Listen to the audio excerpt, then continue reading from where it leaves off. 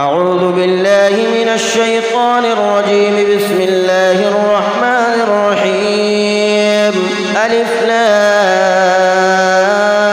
ميم. ذلك الكتاب لا ريب فيه هدى للمتقين الذين يؤمنون بالغيب ويقيمون الصلاة ومما رزقناهم ينفقون والذين يؤمنون بما أنزل إليك وما أنزل من قبلك وبالآخرة هم يوقنون أولئك على هدى من ربهم وأولئك هم المفلحون. إن الذين كفروا سواء عليهم أأنذرتهم أم لم تنذرهم لا يؤمنون. ختم الله على قلوبهم وعلى سمعهم وعلى أبصارهم غشاوة ولهم عذاب عظيم. ومن الناس من يقول آمنا بالله وباليوم الآخر وما هم بمؤمنين يخادعون الله والذين آمنوا وما يخدعون إلا أنفسهم وما يشعرون. في قلوبهم مرض فزادهم الله مرضا ولهم عذاب أليم بما كانوا يكذبون. وإذا قيل لهم لا تفسدوا في الأرض قالوا إنما نحن مصلحون ألا إنهم هم المفسدون ولكن لا يشعرون. وإذا قيل لهم آمنوا كما آمن الناس قالوا ونؤمن كما آمن السفهاء ألا إنهم هم السفهاء ولكن لا يعلمون. وإذا لقوا الذين آمنوا قالوا آمنا وإذا خلوا إلى شياطينهم قالوا إنا معكم إنما نحن مستهزئون. الله يستهزئ بهم ويمدهم في طغيانهم يعمهون. أولئك الذين اشتروا الضلالة بالهدى فما ربحت تجارتهم وما كانوا مهتدين. مثلهم كمثل الذي استوقد نارا فلما أضاءت ما حوله ذهب الله بنورهم وتركهم في ظلمات لا يبصرون. صم بكم عمي فهم لا يرجعون. أو كصيب من السماء فيه ظلمات ورعد وبرق يجعلون أصابعهم في آذانهم من الصواعق حذر الموت والله محيط بالكافرين. يكاد البرق يخطف أبصارهم كلما أضاء لهم مشوا فيه وإذا أظلم عليهم قاموا ولو شاء الله لذهب بسمعهم وأبصارهم إن الله على كل شيء قدير. يا أيها الناس اعبدوا ربكم الذي خلقكم والذين من قبلكم لعلكم تتقون. الذي جعل لكم الأرض فراشا والسماء بناء وأنزل من السماء ماء فأخرج به من الثمرات رزقا لكم فلا تجعلوا لله أندادا وأنتم تعلمون. وإن كنتم في ريب مما نزلنا على عبدنا فأتوا بسورة من مثله وادعوا شهداءكم من دون الله إن كنتم صادقين. فإن لم تفعلوا ولم تفعلوا فاتقوا النار التي وقودها الناس والحجارة أعدت للكافرين. وبشر الذين آمنوا وعملوا الصالحات أن لهم جنات تجري من تحتها الأنهار كلما رزقوا منها من ثمرة رزقا قالوا هذا الذي رزقنا من قبل وأوتوا به متشابها ولهم فيها أزواج مطهرة وهم فيها خالدون. إن الله لا يستحيي أن يضرب مثلا ما بعودة فما فوقها فأما الذين آمنوا فيعلمون أنه الحق من ربهم وأما الذين كفروا فيقولون ماذا أراد الله بهذا مثلا يضل به كثيرا ويهدي به كثيرا وما يضل به إلا الفاسقين الذين ينقضون عهد الله من بعد ميثاقه ويقطعون ما أمر الله به أن يوصل ويفسدون في الأرض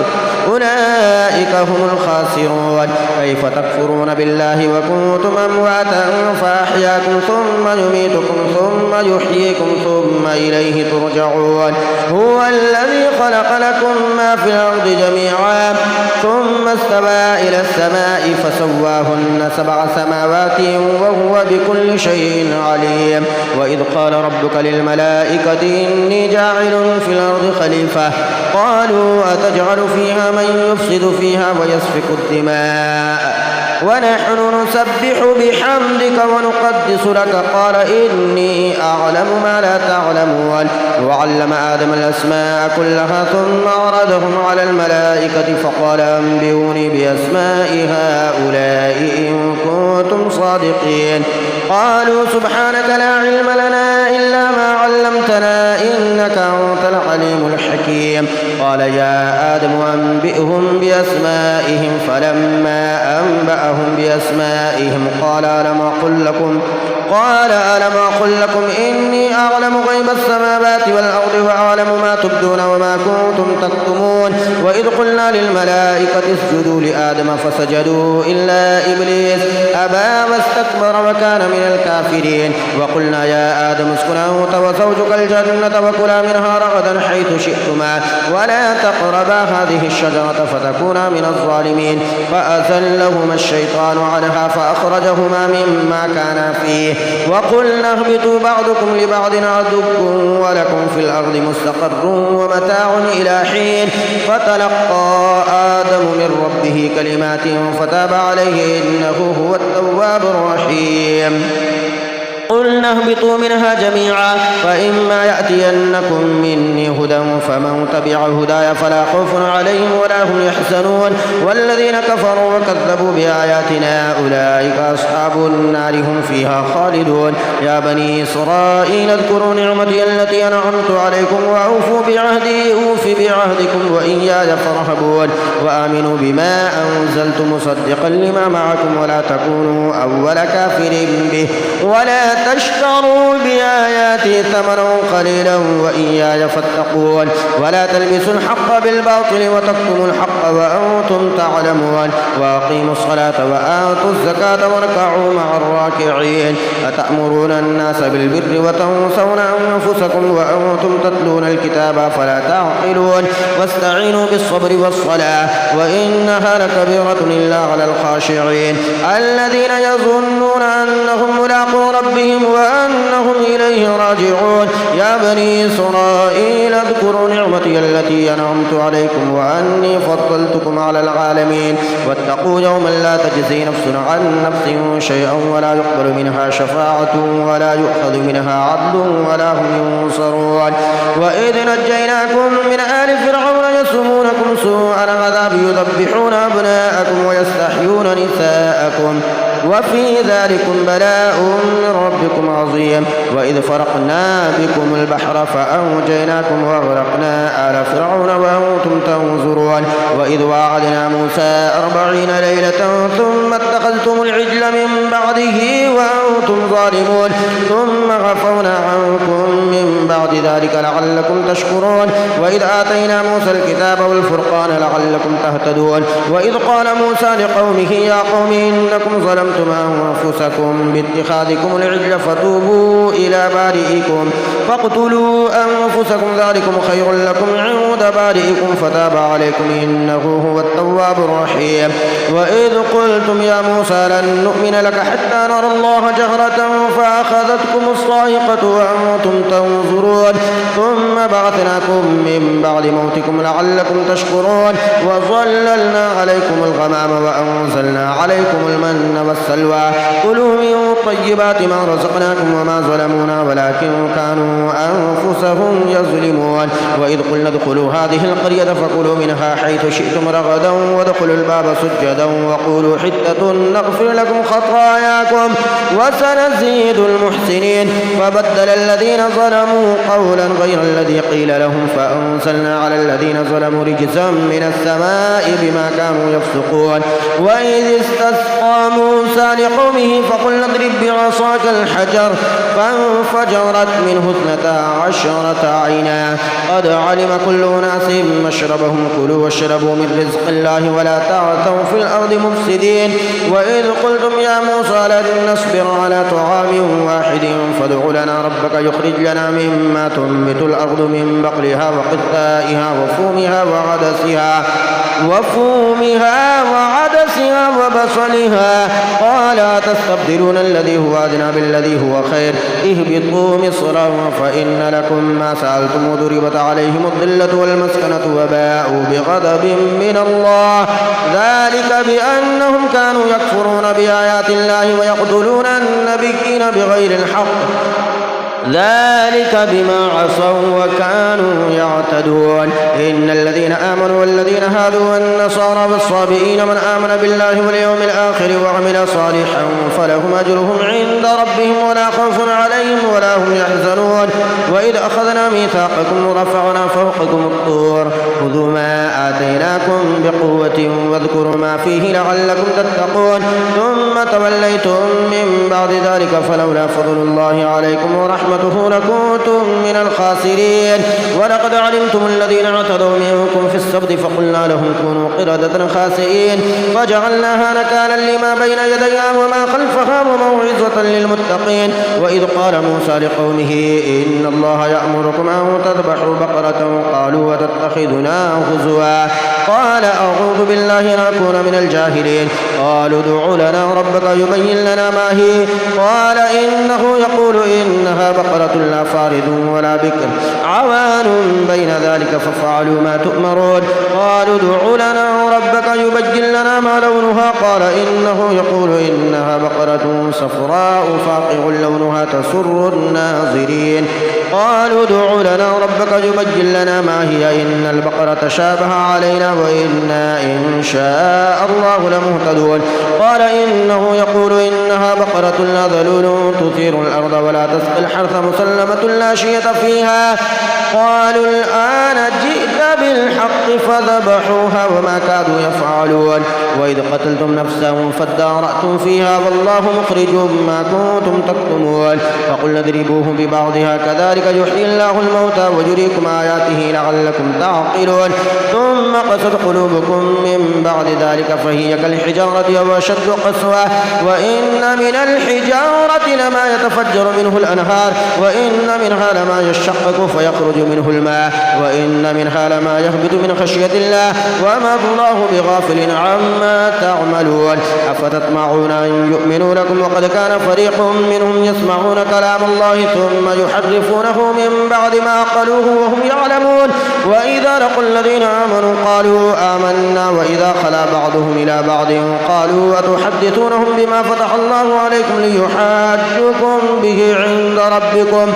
أفلا تعقلون أولا يعلمون أن الله يعلم ما يسرون وما يعلنون ومنهم أميون لا يعلمون الكتاب إلا أماني وإنهم إلا يظنون فويل للذين يكتبون الكتاب بأيديهم ثم يقولون هذا من عند الله ليشتروا به ثمنا قليلا فويل لهم مما كتبت أيديهم وويل لهم مما يكسبون وقالوا لن تمسنا النار إلا أياما معدودة قل أتخذتم عند الله عهدا فلن يخلف الله عهده أم تقولون على الله ما لا تعلمون بلى من كسب سيئة وأحاطت به خطيئته فأولئك أصحاب النار هم فيها خالدون والذين آمنوا وعملوا الصالحات أولئك أصحاب الجنة هم فيها خالدون وإذا أخذنا ميثاق بني إسرائيل لا تعبدون إلا الله وبالوالدين إحسانا وذي القربى واليتامى والمساكين وقولوا للناس حسنا وأقيموا الصلاة وآتوا الزكاة ثم توليتم إلا قليلا منكم وأنتم معرضون وإذا أخذنا ميثاقكم لا تسفكون دماءكم ولا تخرجون أنفسكم من دياركم ثم أقررتم وأنتم تشهدون ثم أنتم هؤلاء تقتلون أنفسكم وتخرجون فريقا منكم من ديارهم تظاهرون عليهم بالإثم والعدوان وإن يأتوكم أسارى تفادوهم وهو محرم عليكم إخراجهم أفتؤمنون ببعض الكتاب وتكفرون يكفرون ببعض فما جزاء من يفعل ذلك منكم إلا خزي في الحياة الدنيا ويوم القيامة يردون إلى أشد العذاب وما الله بغافل عما تعملون أولئك الذين اشتروا الحياة الدنيا بالآخرة فلا يخفف عنهم العذاب ولا هم ينصرون ولقد آتينا موسى الكتاب وقفينا من بعده بالرسل وآتينا عيسى ابن مريم البينات وأيدناه بروح القدس أفكلما جاءكم رسول بما لا تهوى أنفسكم استكبرتم ففريقا كذبتم وفريقا تقتلون وقالوا قلوبنا غلف بل لعنهم الله بكفرهم فقليلا ما يؤمنون ولما جاءهم كتاب من عند الله مصدق لما معهم وكانوا من قبل يستفتحون على الذين كفروا فلما جاءهم ما عرفوا كفروا به فلعنة الله على الكافرين بئس ما اشتروا به أنفسهم أن يكفروا بما أنزل الله بغيا أن ينزل الله من فضله على من يشاء من عباده فباءوا بغضب على غضب وللكافرين عذاب مهين وإذا قيل لهم آمنوا بما أنزل الله قالوا نؤمن بما أنزل علينا ويكفرون بما وراءه وهو الحق مصدقا لما معهم قل فلم تقتلون أنبياء الله من قبل إن كنتم مؤمنين ولقد جاءكم موسى بالبينات ثم اتخذتم العجل من بعده وأنتم ظالمون وإذ أخذنا ميثاقكم ورفعنا فوقكم الطور خذوا ما آتيناكم بقوة واسمعوا قالوا سمعنا وعصينا وأشربوا في قلوبهم العجل بكفرهم قل بئس ما يأمركم به إيمانكم إن كنتم مؤمنين قل إن كانت لكم الدار الآخرة عند الله خالصة من دون الناس فتمنوا الموت إن كنتم صادقين ولن يتمنوه أبدا بما قدمت أيديهم والله عليم بالظالمين ولتجدنهم أحرص الناس على حياة ومن الذين أشركوا يود أحدهم لو يعمر 1000 سنة وما هو بمزحزحه من العذاب أن يعمر والله بصير بما يعملون قل من كان عدوا لجبريل فإنه نزله على قلبك بإذن الله مصدقا لما بين يديه وهدى وبشرى للمؤمنين من كان عدوا لله وملائكته ورسله وجبريل وميكال فإن الله عدو للكافرين ولقد أنزلنا إليك آيات بينات وما يكفر بها إلا الفاسقون أفكلما عاهدوا عهدا نبذه فريق منهم بل أكثرهم لا يؤمنون ولما جاءهم رسول من عند الله مصدق لما معهم نبذ فريق من الذين أوتوا كتاب الله وراء ظهورهم كأنهم لا يعلمون واتبعوا ما تتلو الشياطين على ملك سليمان وما كفر سليمان ولكن الشياطين كفروا يعلمون الناس السحر وما أنزل على الملكين ببابل هاروت وماروت وما يعلمان من أحد حتى يقولا إنما نحن فتنة فلا تكفر فيتعلمون منهما ما يفرقون به بين المرء وزوجه وما هم بضارين به من أحد إلا بإذن الله ويتعلمون ما يضرهم ولا ينفعهم ولقد علموا لمن اشتراه ما له في الآخرة من خلاق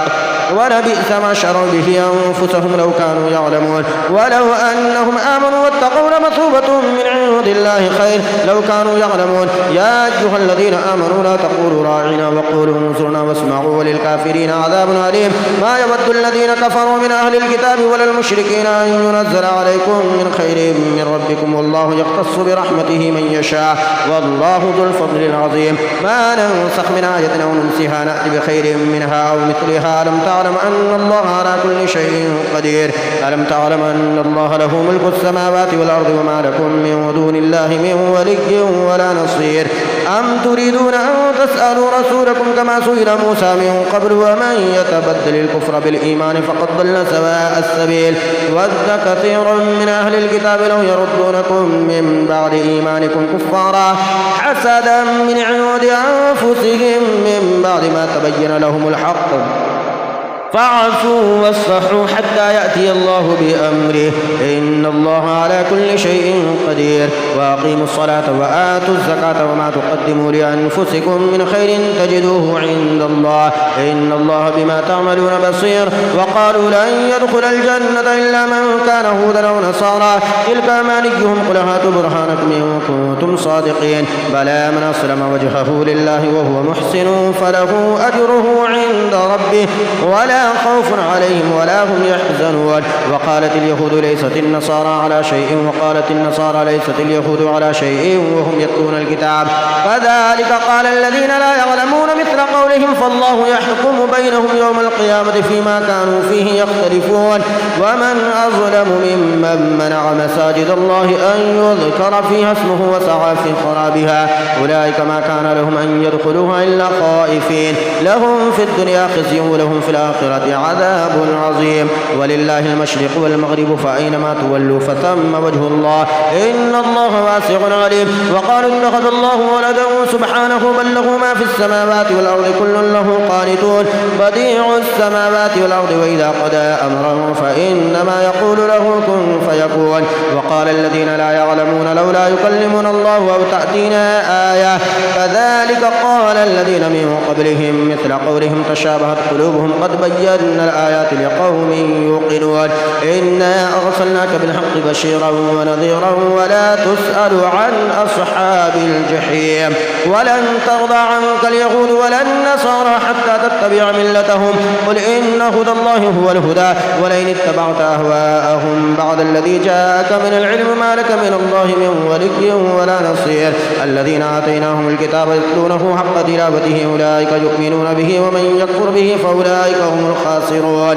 يا بني إسرائيل اذكروا نعمتي التي أنعمت عليكم وأني فضلتكم على العالمين واتقوا يوما لا تجزي نفس عن نفس شيئا ولا يقبل منها عدل ولا تنفعها شفاعة ولا هم ينصرون وإذ ابتلى إبراهيم ربه بكلمات فأتمهن قال إني جاعلك للناس إماما قال ومن ذريتي قال لا ينال عهد الظالمين وإذ جعلنا البيت مثابة للناس وأمنا واتخذوا من مقام إبراهيم مصلى وعاهدنا إلى إبراهيم وإسماعيل أن طهرا بيتي للطائفين والعاكفين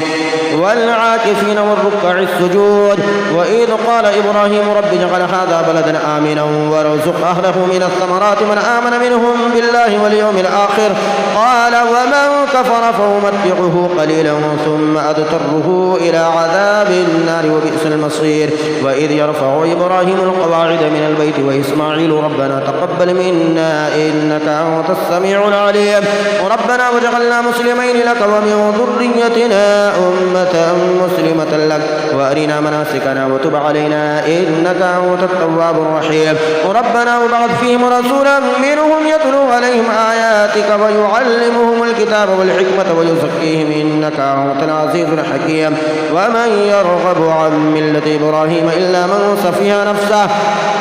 ولقد اصطفيناه في الدنيا وإنه في الآخرة لمن الصالحين إذ قال له ربه أسلم قال أسلمت لرب العالمين ووصى بها إبراهيم بنيه ويعقوب يا بني إن الله اصطفى لكم الدين فلا تموتن إلا وأنتم مسلمون أم كنتم شهداء إذ حضر يعقوب الموت إذ قال لبنيه ما تعبدون من بعدي قالوا نعبد إلهك وإله آبائك إبراهيم وإسماعيل وإسحاق إلها واحدا ونحن له مسلمون تلك أمة قد خلت لها ما كسبت ولكم ما كسبتم ولا تسألون عما كانوا يعملون وقالوا كونوا هودا أو نصارى تهتدوا قل بل ملة إبراهيم حنيفا وما كان من المشركين قولوا آمنا بالله وما أنزل إلينا وما أنزل إلى إبراهيم وإسماعيل وإسحاق ويعقوب والأسباط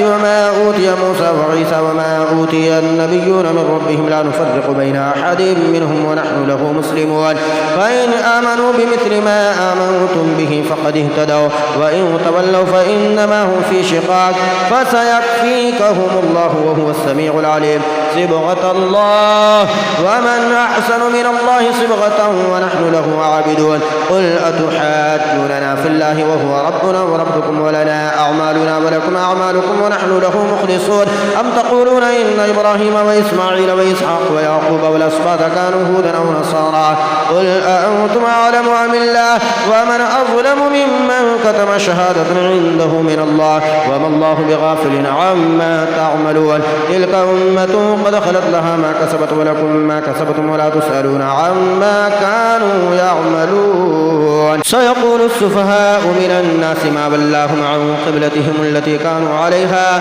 قل لله المشرق والمغرب يهدي من يشاء إلى صراط مستقيم وكذلك جعلناكم أمة وسطا لتكونوا شهداء على الناس ويكون الرسول عليكم شهيدا وما جعلنا القبلة التي كنت عليها إلا لنعلم من يتبع الرسول ممن ينقلب على عقبيه وإن كانت لكبيرة إلا على الذين هدى الله وما كان الله ليضيع إيمانكم إن الله بالناس لرؤوف رحيم قد نرى تقلب وجهك في السماء فلنولينك قبلة ترضاها فول وجهك شطر المسجد الحرام وحيث ما كنتم فولوا وجوهكم شطره وإن الذين أوتوا الكتاب لا يعلمون أنه الحق من ربهم وما الله بغافل عما يعملون ولئن أتيت الذين أوتوا الكتاب بكل آية ما تبعوا قبلتك وما أنت بتابع قبلتهم وما بعضهم بتابع قبلة بعض ولئن اتبعت أهواءهم من بعد ما جاءك من العلم إنك إذا لمن الظالمين الذين آتيناهم الكتاب يعرفونه كما يعرفون أبناءهم وإن فريقا منهم لا يكتمون الحق وهم يعلمون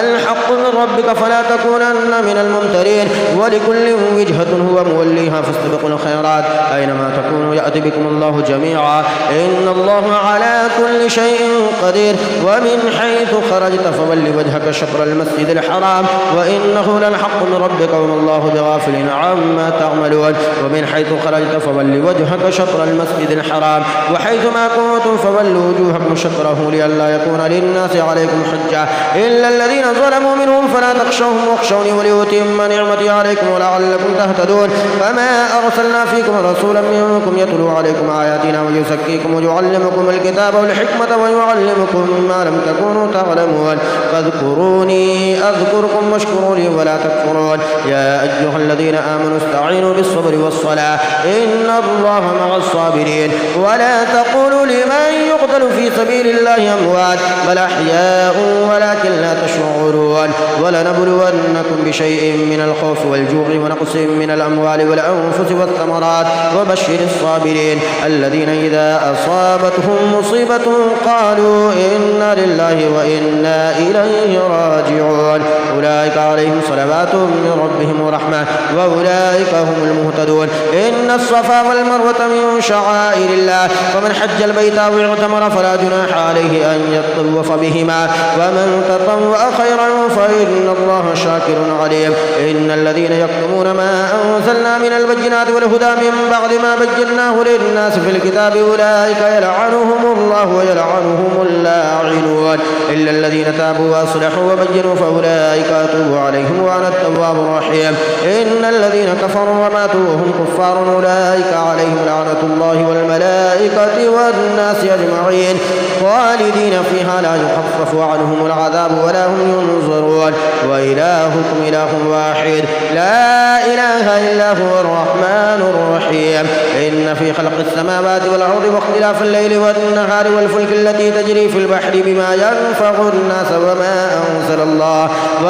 أنزل الله من السماء من ماء فأحيا به الأرض بعد موتها وبث فيها من كل دابة وتصريف الرياح والسحاب المسخر بين السماء والأرض لآيات لقوم يعقلون ومن الناس من يتخذ من دون الله أندادا يحبونهم كحب الله والذين آمنوا أشد حبا لله ولو يرى الذين ظلموا إذ يرون العذاب أن القوة لله جميعا وأن الله شديد العذاب إذ تبرأ الذين اتبعوا من الذين اتبعوا ورأوا العذاب وتقطعت بهم الأسباب وقال الذين اتبعوا لو أن لنا كرة فنتبرأ منهم كما وتبرأوا منا كذلك يريهم الله أعمالهم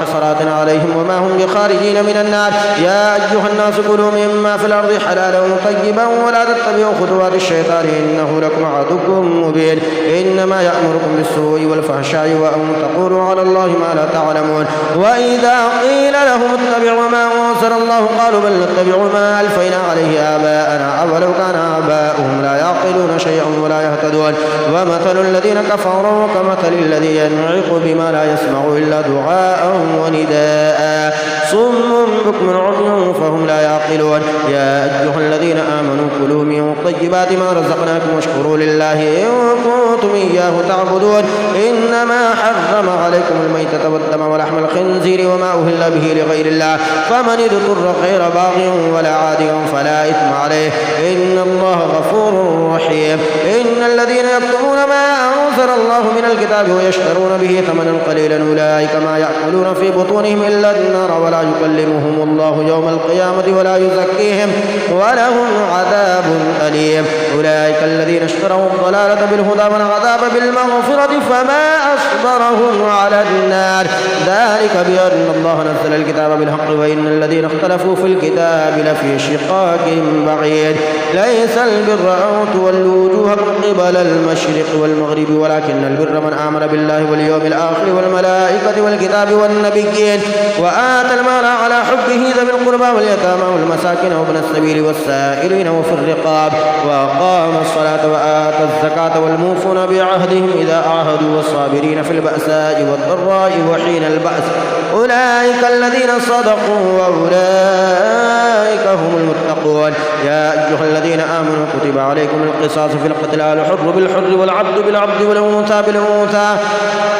فمن عفي له من أخيه شيء فاتباع بالمعروف وأداء إليه بإحسان ذلك تخفيف من ربكم ورحمة فمن اعتدى بعد ذلك فله عذاب أليم. ولكم في القصاص حياة يا أولي الألباب لعلكم تتقون. كتب عليكم إذا حضر أحدكم الموت إن ترك خيرا الوصية للوالدين والأقربين بالمعروف حقا على المتقين فمن بدله بعدما سمعه فإنما إثمه على الذين يبدلونه إن الله سميع عليم. فمن خاف من موص جنفا أو إثما فأصلح بينهم فلا إثم عليه إن الله غفور رحيم. يا أيها الذين آمنوا كتب عليكم الصيام كما كتب على الذين من قبلكم لعلكم تتقون أياما معدودات فمن كان منكم مريضا أو على سفر فعدة من أيام أخر وعلى الذين يطيقونه فدية طعام مسكين فمن تطوع خيرا فهو خير له وأن تصوموا خير لكم إن كنتم تعلمون. شهر رمضان الذي أنزل فيه القرآن هدى للناس وبينات من الهدى والفرقان فمن شهد منكم الشهر فليصمه ومن كان مريضا أو على سفر فعدة من أيام أخر يريد الله بكم اليسر ولا يريد بكم العسر ولتكملوا العدة ولتكبروا الله على ما هداكم ولعلكم تشكرون. وإذا سألك عبادي عني فعني قريب أجيب دعوة الداء إذا دعاني فليستجيبوا لي وليؤمنوا بي لعلهم يرشدون. أحل لكم ليلة الصيام الرفث إلى نسائكم هن لباس لكم وأنتم لباس لهن علم الله أنكم كنتم تختانون أنفسكم فتاب عليكم وعفى عنكم فالآن باشروهن وابتغوا ما كتب الله لكم وكلوا واشربوا حتى يتبين لكم الخيط الأبيض من الخيط الأسود من الفجر ثم أتموا الصيام إلى الليل ولا تباشروهن وأنتم عاكفون في المساجد تلك حدود الله فلا تقربوها كذلك يبين الله آياته للناس لعلهم يتقون. ولا تأكلوا أموالكم بينكم بالباطل وتدلوا بها إلى الحكام لتأكلوا فريقا من أموال الناس بالإثم وأنتم تعلمون. يسألونك عن الأهلة قل هي مواقيت للناس والحج وليس البر بأن تأتوا البيوت من ظهورها ولكن البر من اتقى وأتوا البيوت من أبوابها واتقوا الله لعلكم تفلحون. وقاتلوا في سبيل الله الذين يقاتلونكم ولا تعتدوا إن الله لا يحب المعتدين. واقتلوهم حيث ثقفتموهم وأخرجوهم من حيث أخرجوكم والفتنة أشد من القتل ولا تقاتلوهم عند المسجد الحرام حتى يقاتلوكم فيه فإن قاتلوكم فاقتلوهم كذلك جزاء الكافرين فإن انتهوا فإن الله غفور رحيم وقاتلوهم حتى لا تكون فتنة ويكون الدين لله فإن انتهوا فلا عدوان إلا على الظالمين الشهر الحرام بالشهر الحرام والحرمات قصاص فمن اعتدى عليكم فاعتدوا عليه بمثل ما اعتدى عليكم واتقوا الله واعلموا أن الله مع المتقين وأنفقوا في سبيل الله ولا تلقوا بأيديكم إلى التهلكة وأحسنوا إن الله يحب المحسنين وأتموا الحج والعمرة لله فإن أحصرتم فما استيسر من الهدي ولا تغلقوا رؤوسكم حتى يبلغ الهدي محله فمن كان منكم مريضا أو به أذى من رأسه ففدية من صيام أو صدقة أو نسك فإذا أمنتم فمن تمتع بالعمرة إلى الحج فما استيسر من الهدي فمن لم يجد فصيام 3 أيام في الحج و7 إذا رجعتم تلك 10 كاملة ذلك لمن لم يكن أهله حاضر المسجد الحرام واتقوا الله واعلموا أن الله شديد العقاب الحج أشهر معلومات فمن فرض فيهن الحج فلا رفث ولا فسوق ولا جدال في الحج وما تفعلوا من خير يعلمه الله وتزودوا فإن خير الزاد التقوى واتقون يا أولي الألباب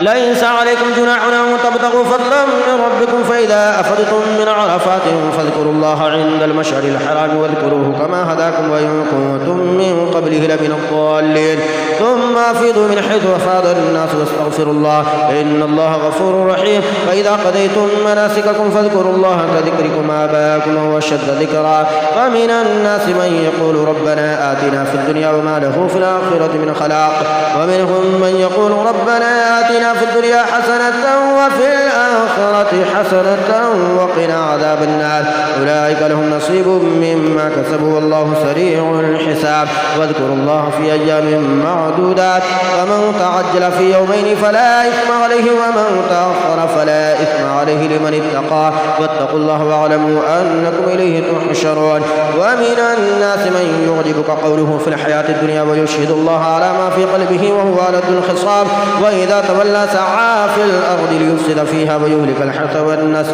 والله لا يحب الفساد وإذا قيل له اتق الله أخذته العزة بالإثم فحسبه جهنم ولبئس المهاد ومن الناس من يشري نفسه ابتغاء مرضات الله والله رؤوف بالعباد يا أيها الذين آمنوا ادخلوا في السلم كافة ولا تتبعوا خطوات الشيطان إنه لكم عدو مبين فإن زللتم من بعد ما جاءتكم البينات فاعلموا أن الله عزيز حكيم هل ينظرون إلا أن يأتيهم الله في ظلل من الغمام والملائكة وقضي الأمر وإلى الله ترجع الأمور سل بني إسرائيل كما آتيناهم من آية بينة ومن يبدل نعمة الله من بعد ما جاءته فإن الله شديد العقاب زين للذين كفروا الحياة الدنيا ويسخرون من الذين آمنوا والذين اتقوا فوقهم يوم القيامة والله يرزق من يشاء بغير حساب كان الناس أمة واحدة فبعث الله النبيين مبشرين ومنذرين وأنزل معهم الكتاب بالحق ليحكم بين الناس فيما اختلفوا فيه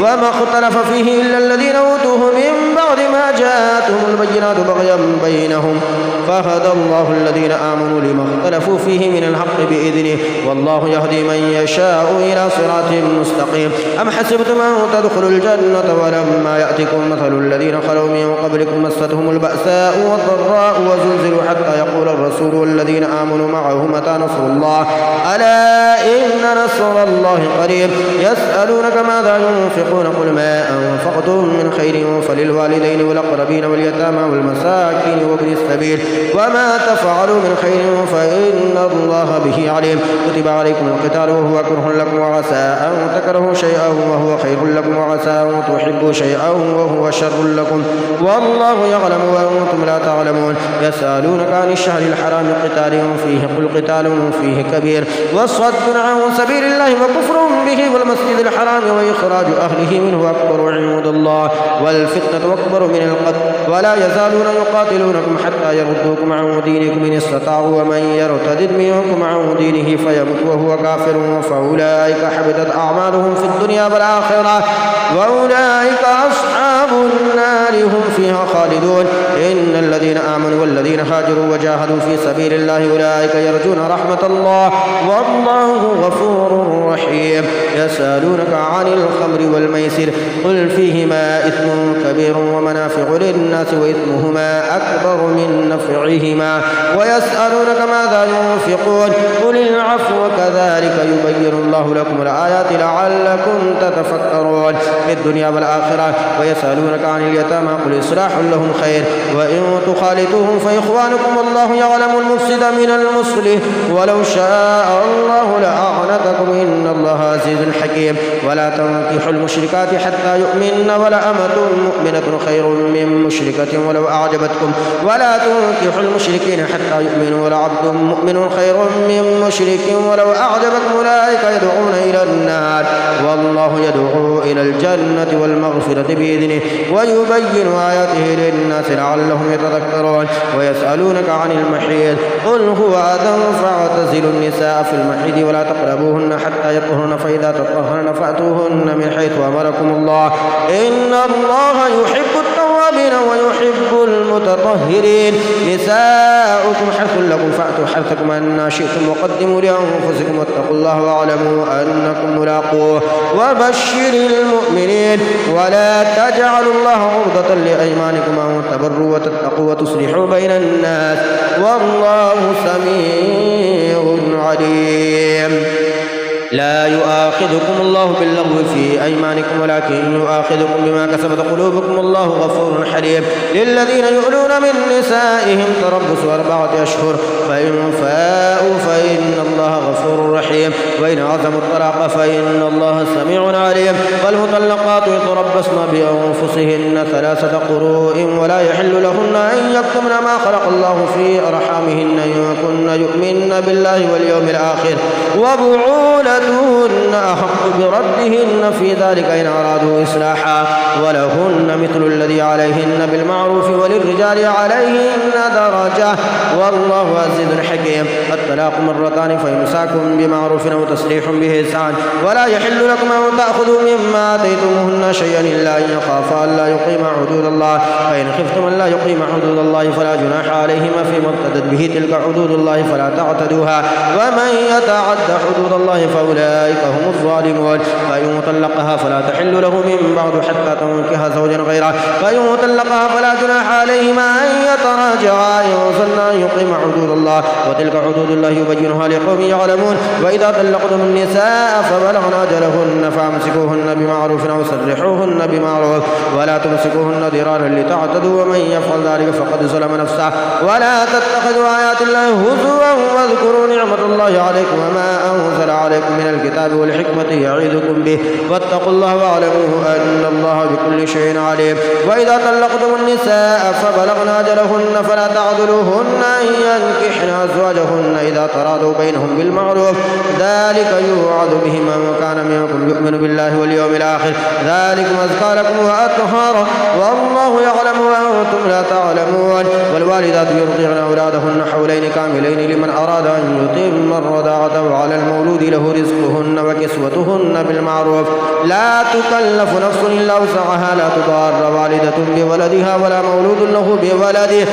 وعلى الوارث مثل ذلك فإن أرادا فصالا أو تراض منهما وتشاور فلا جناح عليهما. وإن أردتم أن تسترضعوا أولادكم فلا جناح عليكم إذا سلمتم ما آتيتم بالمعروف واتقوا الله واعلموا أن الله بما تعملون بصير. والذين يتوفون منكم ويذرون أزواجا يتربصن بأنفسهن 4 أشهر و10 فإذا بلغن أجلهن فلا جناح عليكم فيما فعلن في أنفسهن بالمعروف والله بما تعملون خبير. ولا جناح عليكم فيما عرضتم به من خطبة النساء وأكننتم في أنفسكم علم الله أنكم ستذكرونهن ولكن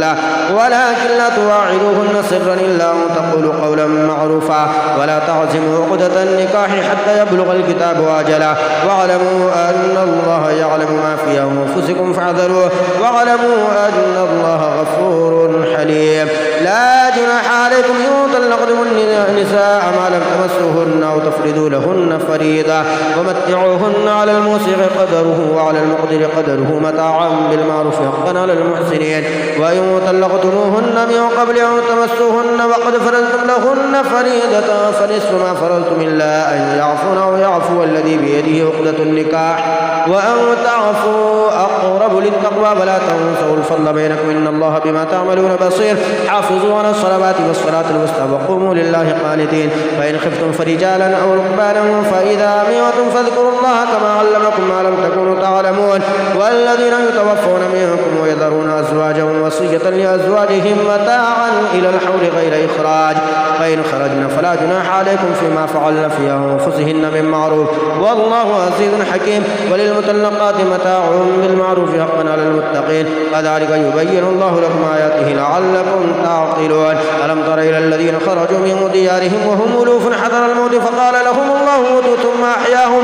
إن الله لذو فضل على الناس ولكن أكثر الناس لا يشكرون. وقاتلوا في سبيل الله واعلموا أن الله سميع عليم. من ذا الذي يقرض الله قرضا حسنا فيضاعفه له أضعافا كثيرة والله يقبض ويبسط وإليه ترجعون.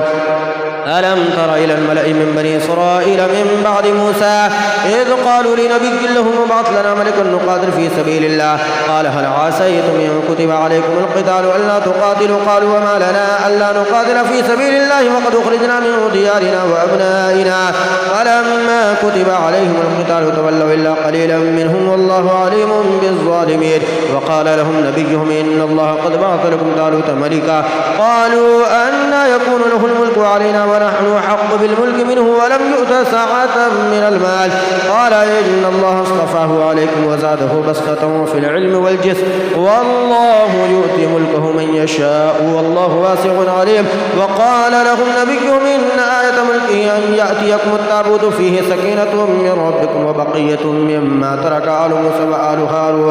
وآل هارون تحمله الملائكة إن في ذلك لآية لكم إن كنتم مؤمنين. فلما فصل طالوت بالجنود قال إن الله مبتليكم بنهر فمن شرب منه فليس مني ومن لم يطعمه فإنه مني إلا من اغترف غرفة بيده فشربوا منه إلا قليلا منهم فلما جاوزه هو والذين آمنوا معه قالوا لا طاقة لنا اليوم بجالوت وجنوده قال الذين يظنون أنهم ملاقو الله كم من فئة قليلة غلبت فئة كثيرة بإذن الله والله مع الصابرين. ولما برزوا لجالوت وجنوده قالوا ربنا أفرغ علينا صبرا وثبت أقدامنا وانصرنا على القوم الكافرين فهزموهم بإذن الله. وقتل داود جالوت وآتاه الله الملك والحكمة وعلمه مما يشاء ولولا دفع الله الناس بعضهم ببعض لفسدت الأرض ولكن الله ذو فضل على العالمين. تلك آيات الله نتلوها عليك بالحق وإنك لمن المرسلين. تلك الرسل فضلنا بعضهم على بعض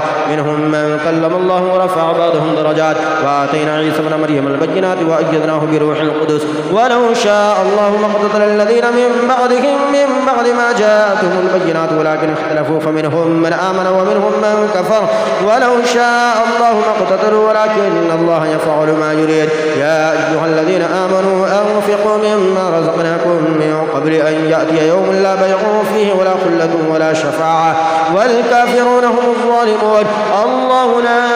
إله إلا هو الحي القيوم لا تأخذه سنة ولا نوم له ما في السماوات وما في الأرض من ذا الذي يشفع عنده إلا بإذنه يعلم ما بين أيديهم وما خلفهم ولا يحيطون بشيء من علمه إلا بما شاء وسع كرسيه السماوات والأرض ولا يؤوده حفظهما وهو العلي العظيم. لا إكراه في الدين قد تبين الرشد من الغي فمن يكفر بالطاغوت ويؤمن بالله فقد استمسك بالعروة الوثقى لا انفصام لها والله سميع عليم. الله ولي الذين آمنوا يخرجهم من الظلمات إلى النور والذين كفروا أولياؤهم الطاغوت يخرجونهم من النور إلى الظلمات أولئك أصحاب النار هم فيها خالدون. ألم تر إلى الذي حاج إبراهيم في ربه أن آتاه الله الملك إذ قال إبراهيم ربي الذي يحيي ويميت قال أنا أحيي وأميت قال إبراهيم فإن الله يأتي بالشمس من المشرق فأت بها من المغرب فبهت الذي كفر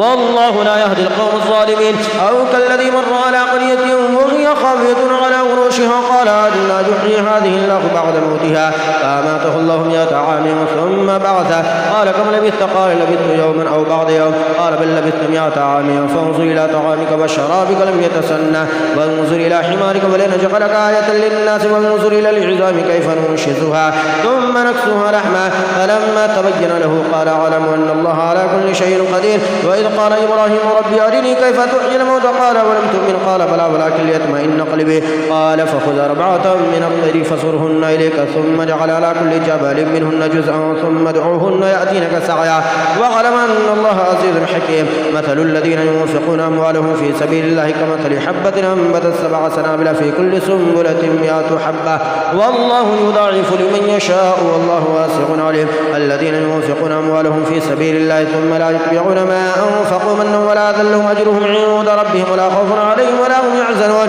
قول معروف ومغفرة خير من صدقة يتبعها أذى والله غني حليم. يا أيها الذين آمنوا لا تبطلوا صدقاتكم بالمن والأذى كالذي ينفق ماله رئاء الناس ولا يؤمن بالله واليوم الآخر فمثله كمثل صفوان عليه تراب فأصابه وابل فتركه صلدا لا يقدرون على شيء مما كسبوا الله لا يهدي القوم الكافرين. ومثل الذين ينفقون أموالهم ابتغاء مرضات الله وتثبيتا من أنفسهم كمثل جنة بربوة أصابها وابل فآتت أكلها ضعفين فإن لم يصبها وابل فطل والله بما تعملون بصير. أيود أحدكم أن تكون له جنة من نخيل وعناب تجري من تحتها الأنهار له فيها من كل الثمرات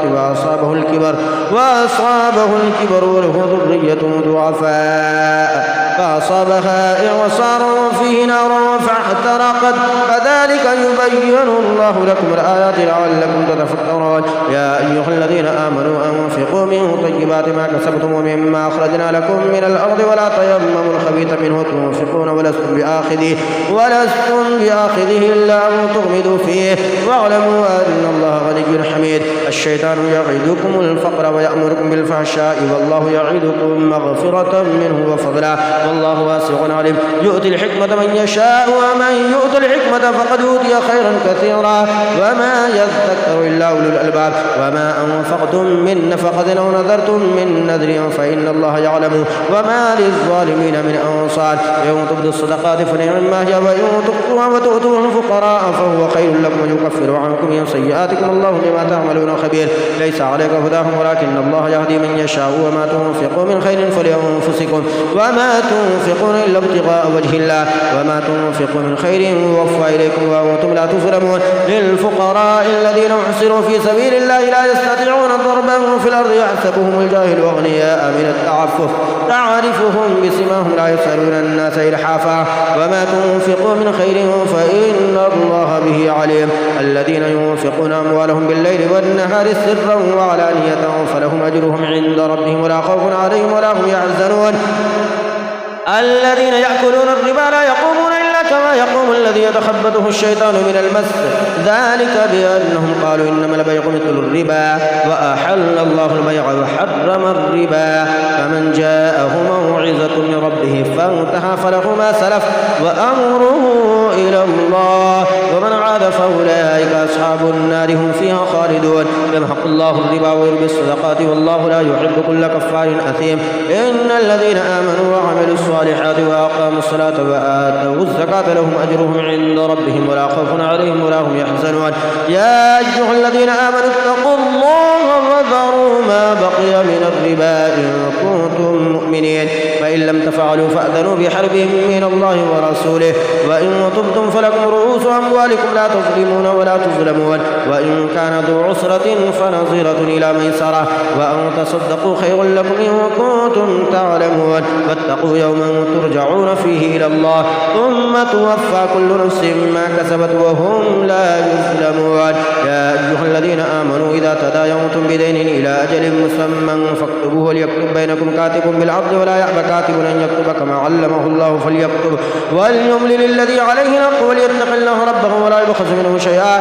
فإن كان الذي عليه الحق سفيها أو ضعيفا أو لا يستطيع أن يمل فليملل وليه بالعدل واستشهدوا